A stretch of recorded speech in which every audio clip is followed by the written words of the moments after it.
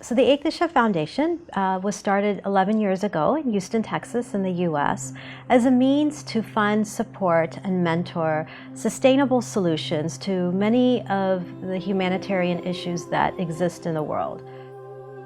Previously, in order for a woman to be able to detect any kind of breast anomaly or breast tissue anomaly, they would have to have a mammogram or a diagnostic ultrasound, which required going to a major city. For many women in rural India, this is not possible. I realized that in India, we are talking about 20 million women that are likely to be at risk for getting breast cancer.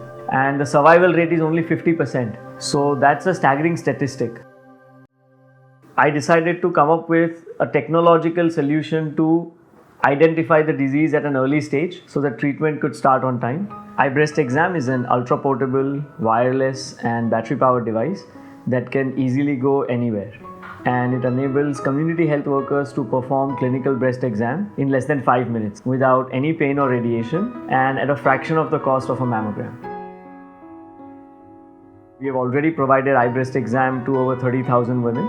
And in the next year, 2017, we'll be taking it to over 500,000 women. It has between a 94 and 97% efficacy rate, and it's a change maker.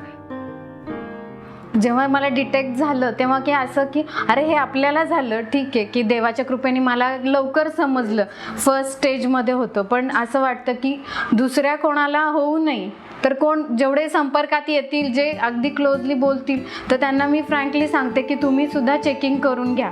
आणि बऱ्याच अशा महिला आहेत की ज्या मॅमोग्राफीचा खर्च करू शकत नाहीत किंवा मनामध्ये एक भीती असते, पण मी म्हणजे माझ्या बरोबरीच्यांना पण घेऊन जाते की तुम्ही कॅम्पमध्ये चला, ते मशीन इतकं साधं आहे की आपल्याला कळत सुद्धा नाही. We helped her through the process of even getting her operated and treatment.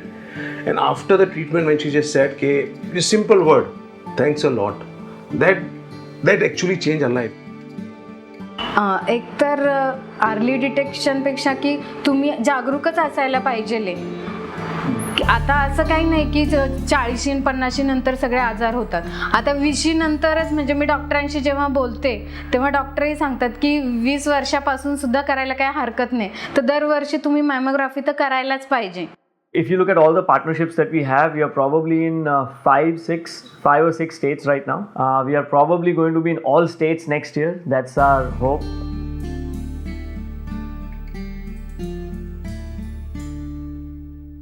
We started with cloth, and we said that you talk about 3 basic needs of humankind. You say food, cloth and shelter, and then you ignore the clothing part. So we said that if it is such a basic need, how come it's not a development subject? Gunj does a lot in terms of repurposing materials and coming to the aid of people during times of natural disaster. We were chosen by NASA as one of the game-changing innovation. And a very beautiful statement came up which was that this is the genesis of a parallel economy, which is not cash-based, but trash-based. So we became involved with Gunj and Anshu Gupta through his Not Just Another Piece of Cloth initiative. What struck us about this particular idea was a man trying to address the issues of sanitary hygiene in rural India. साधन बराबर नहीं मिलता, कोई घर में बैठे रहती है 3 दिन 4 दिन घर से बाहर ना निकलती, वो एक कपड़े में वैसे लिए बैठे रहती है. और ये कपड़ा है कि 4 दिन 5 दिन वही यूज कर लेते हैं, धो के सुखा के. रोटी पानी हम लोग ना बना सकते, सास हमारे छुआ खाती भी ना, 5 दिन तक पानी न छू सकते. बहुत से परहेज गांव में हैं. So he went into the villages trying to educate these women on sanitary hygiene and proper use of sanitary napkins. And then on top of that, he was educating the other members of the village, the men as well, on the natural biological process of having a menstrual cycle, and that there is no need for these women to feel ostracized or be ostracized during their monthly cycle.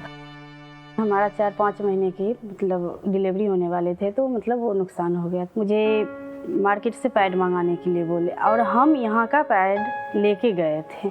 तो जैसे doctor देखा ये कपड़ा की pad तो भड़क उठे, अरे इतना मतलब इन्फेक्शन हो जाएगी, कपड़ा का पैड बिल्कुल लगाने नहीं देंगे.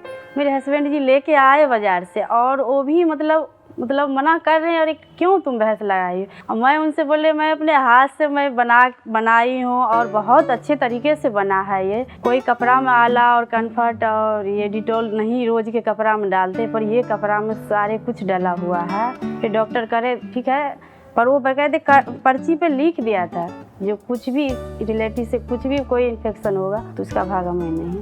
बोले कोई बात नहीं, और कुछ भी नहीं हुआ। क्यों, तो बहुत अच्छा से बन ही रहा है इस तरह से। तो इस विषय में जैसे किसी को देखती हूँ जो मतलब बिल्कुल साफ सफाई नहीं, तो मैं अब उन सब से जैसे बहस करने लगते हैं कि इस तरह से गंदगी मत यूज करो, ये नुकसान करेगी। तो बोलते हो जो मतलब बच्चेदानी में प्रॉब्लम हो गई, ऐसा कुछ नहीं, यही कपड़ा से प्रॉब्लम होता है। तो वो लोग बोलते एकदम से तुम तो डॉक्टर बन गए हो। जैसे यहाँ की जितने भी लेडीज लोग हैं उनकी नई नई जो लड़की है आजकल की जो भी लड़की है वो सभी यही पैड यूज करती है।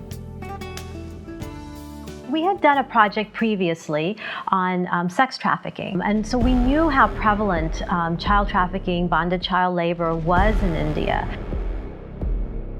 बचपन बचाओ आंदोलन की शुरुआत श्री कैलाश सत्यार्थी जी ने किया था 1980 में, और बचपन बचाओ आंदोलन का जो सबसे महत्वपूर्ण काम था वो था बच्चों की मुक्ति, रेस्क्यू ऑपरेशंस। अरे नहीं यार, वो जो काली टी शर्ट पहने थे कहाँ गया?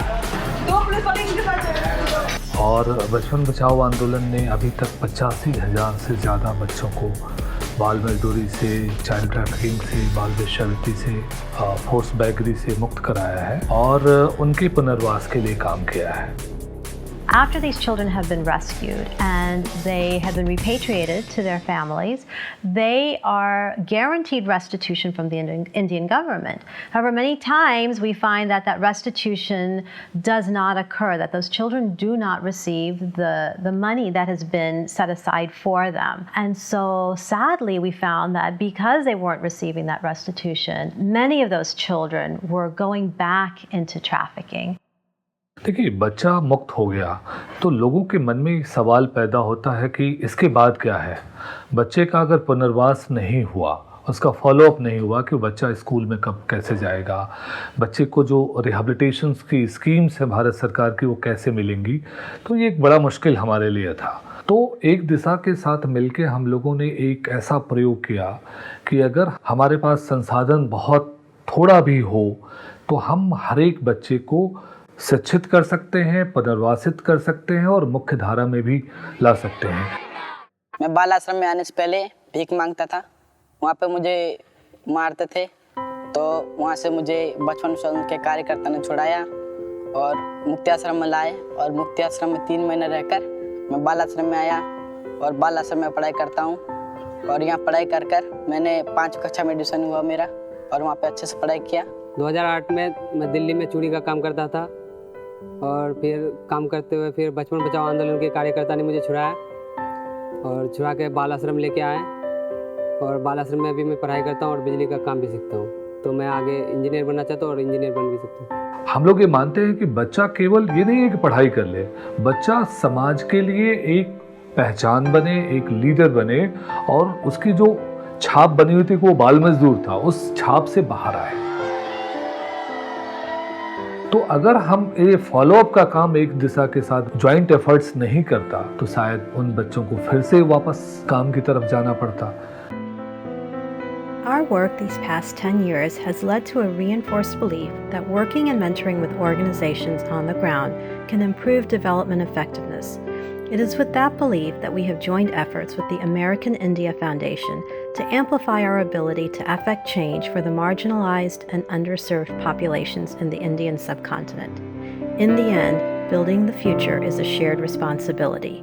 And so, hand in hand, with a new name but same focus, our journey continues.